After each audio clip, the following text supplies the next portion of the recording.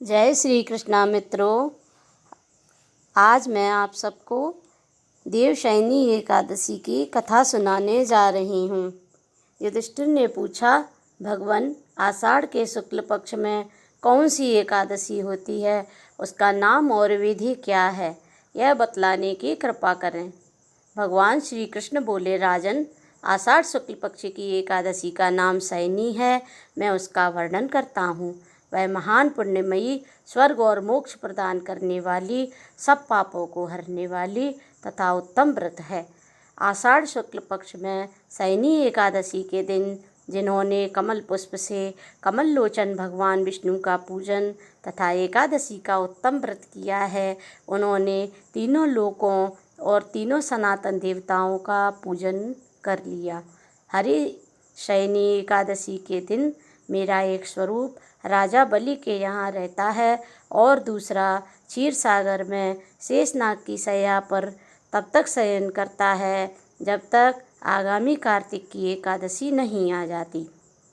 अतः आषाढ़ शुक्ल पक्ष की एकादशी से लेकर कार्तिक शुक्ल एकादशी तक मनुष्य को भली भांति धर्म का आचरण करना चाहिए।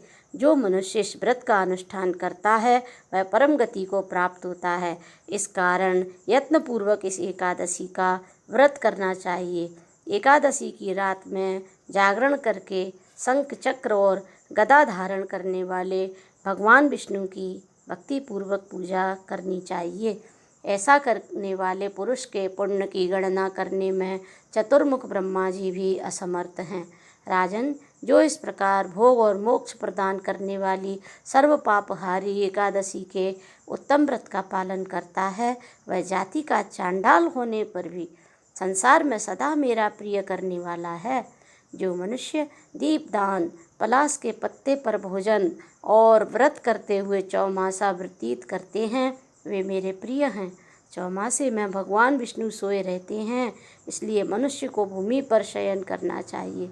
सावन में साग, भादों में दही, ग्वार में दूध और कार्तिक में दाल का त्याग कर देना चाहिए। जो चौमासे में ब्रह्मचर्य का पालन करता है वह परम गति को प्राप्त होता है। राजन, एकादशी के व्रत से ही मनुष्य सब पापों से मुक्त हो जाता है।